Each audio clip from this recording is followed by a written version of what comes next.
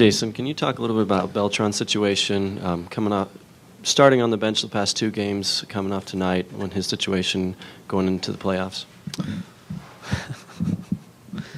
I think that Tony had gone through a spell where he just didn't really look like himself, and I thought he needed a break.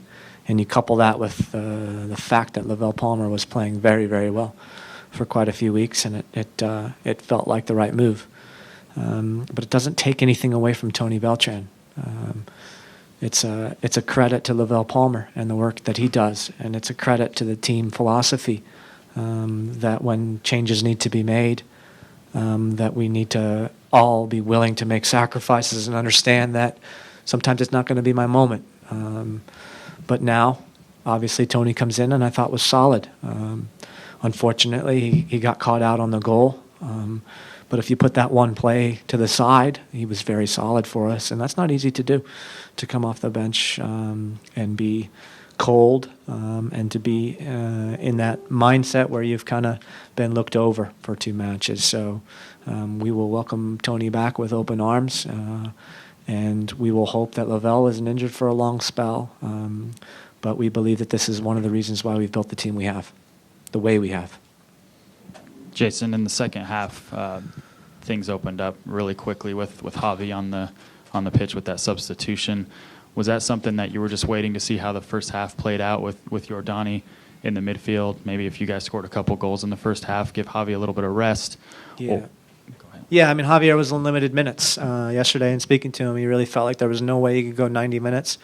If a player tells you he can't go 90 minutes, for me, that means he shouldn't be in the starting lineup. And I think we really wanted to limit his minutes. I think you got it exactly right. If we're 2-3-0 up, maybe we don't use him at all.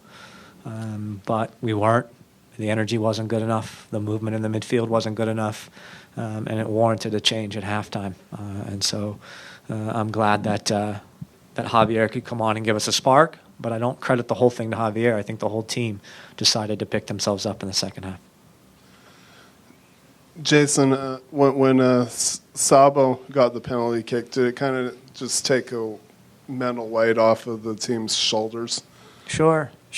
I mean, we know that we've been struggling to score goals lately, and I think it's one of those situations where if one comes, there's going to be coming in bunches.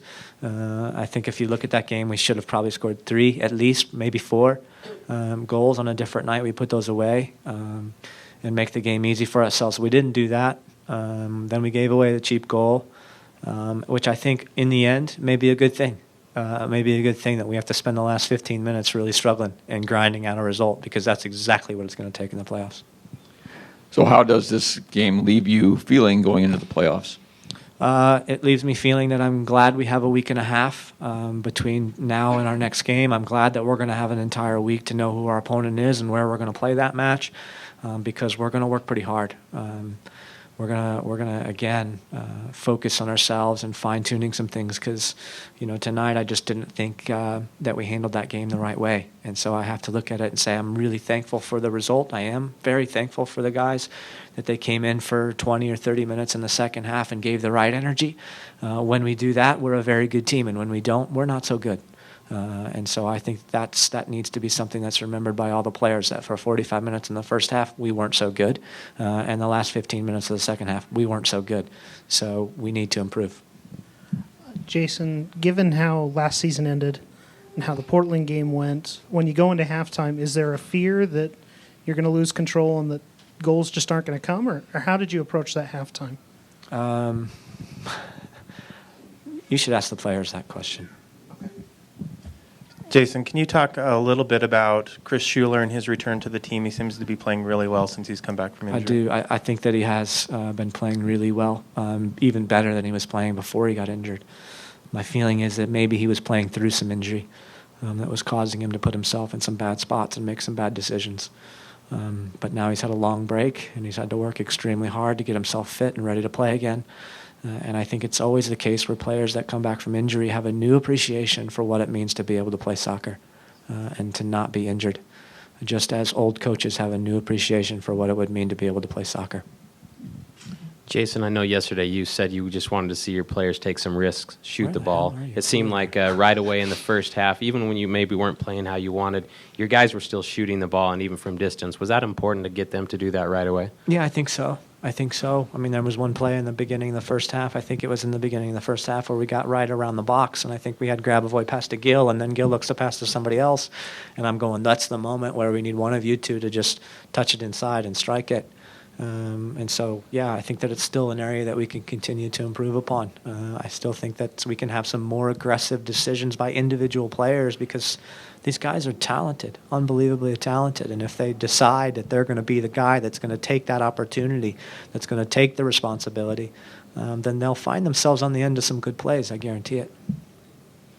You guys sitting in first place, final kick of the ball, the regular season. Do you guys see yourselves in this at the first kick of the ball this season?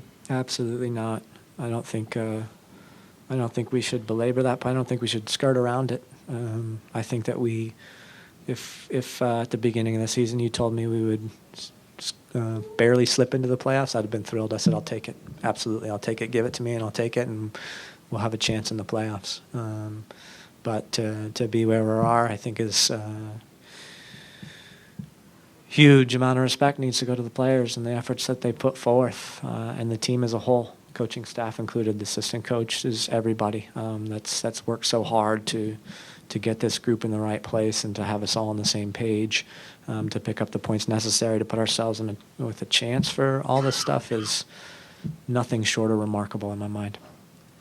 Jason, you said yesterday that this season is a grind. It's a long season. Teams go peaks and valleys. What have you seen through these guys throughout the course of the season that has maybe lent to the success that you guys have reached? I mean, it's the end of the regular season, and you're sitting in first place with the Supporter Shield lead. Granted, there are still games to be played. But is there anything in particular that you've seen over the course of this season opposed to maybe some previous seasons? I think two things, and I think they both kind of revolve around the same thing.